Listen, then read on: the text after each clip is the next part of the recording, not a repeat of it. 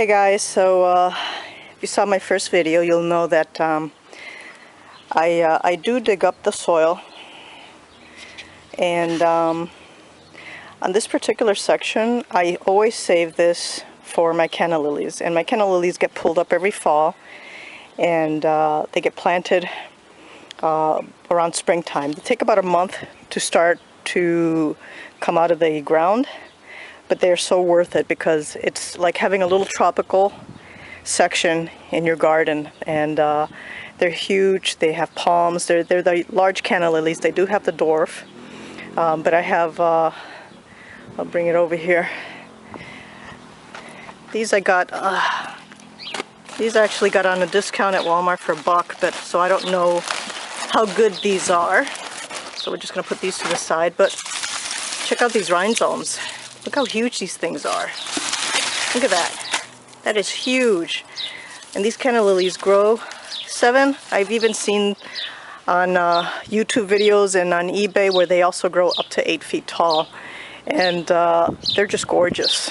Gorgeous. It's like I said, it's like having a little bit of paradise, a little bit of a tropical paradise in your garden.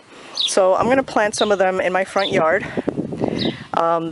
They're going to be to the side. They're not going to be in the front with the roses because they do tend to have long palms, palm-like leaves, and they're just going to kind of crowd out my roses. So the roses will stay in the front. The cannas will be on the side of my yard, and they also work as a barrier, you know, a little privacy barrier. It's almost like you're being enclosed in with a little bit of a tropical palm.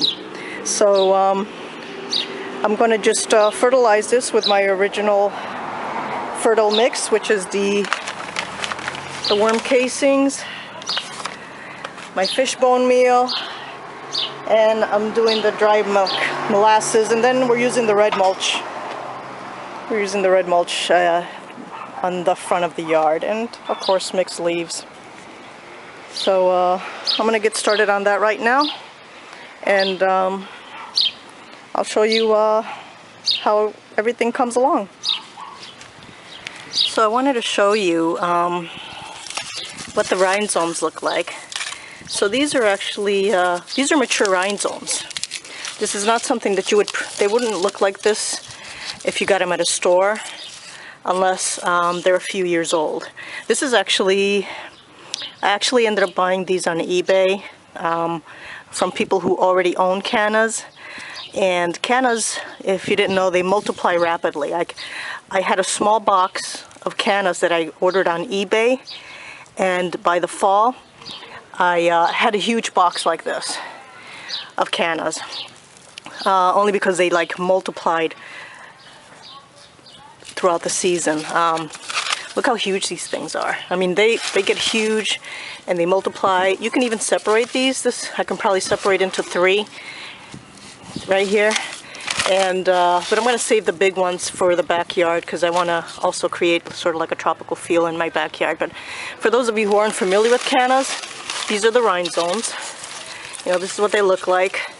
I actually just opened my package that I got at Walmart, and those were all dried out. They were on clearance, so I didn't expect to get much out of that.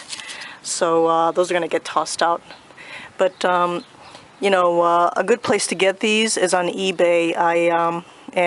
Because there's people that already have them, people that own them, people that, you know, where their rhizomes, where their cannas are multiplying, and they just, you know, they have plenty to spare, so they sell some of them out. And just do, you know, shop for pricing, because there are some people that are ridiculously priced.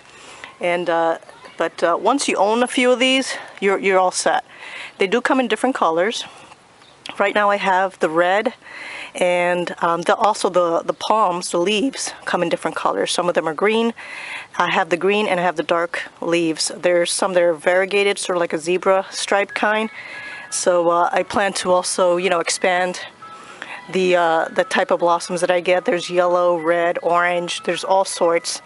And they also sell the dwarf kind, which I'm considering on getting. I wasn't planning on it before, but if you plant, you know, the tall cannas and you want to kind of have a full effect on it, you know, instead of having them tall cannas bunched up against each other, which is okay too, you know, you can also plant dwarfs in front of the tall ones just to get a more full effect.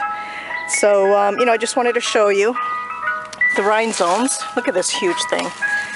And I only planted a few. I was actually going to double up on these, but because they're so big and they will multiply again this year, I'm going to have like extra cannas, which I'm okay with too, because I plan on just continuing to plant them every year throughout my yard, only because I love the tropical look and feel during the summer months.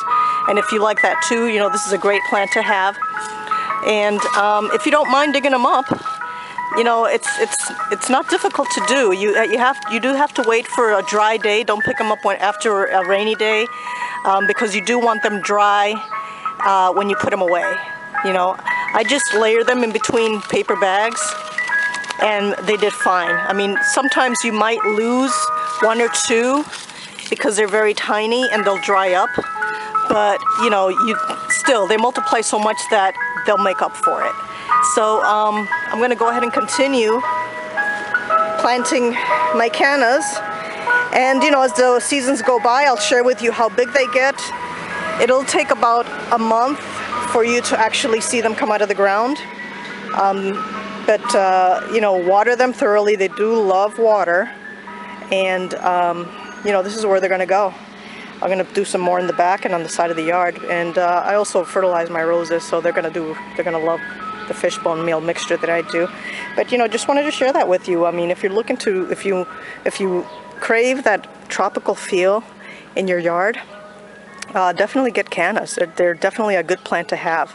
I'll share with you some other plants that I have that are tropical. By the way, I did purchase some Canna musifloras. I believe that's how you call it. And those can grow up to 12 feet tall. So they're another version of the canna, only in monster size, and those are definitely going in the backyard. It's not something I would plant in the front, only because they'll get too tall and it'll just look a little too weird unless I put them up against the house, which I don't have any room for. So I'd rather have them in the back when we build the patios, just to have a tropical effect. So you know, as the seasons go by, I'll share with you the progress of the Canna Lilies. And you know, just keep an eye out for that. I hope that you stick around and see how my yard develops through the season. It's still spring, although today you wouldn't know that because it's about 70 degrees out and it's a beautiful sunny day, and it's a perfect day for, you know, continuing the mulching and the fertilizing. I'll show you once I'm done with this side, and then I'll get started working on the other side here with some mulching. I don't have anything to plant there, but I do plan on planting some more cannas on the side. And as these seasons progress and as everything starts to bloom and expand, I'll share that with you. So thank you for watching.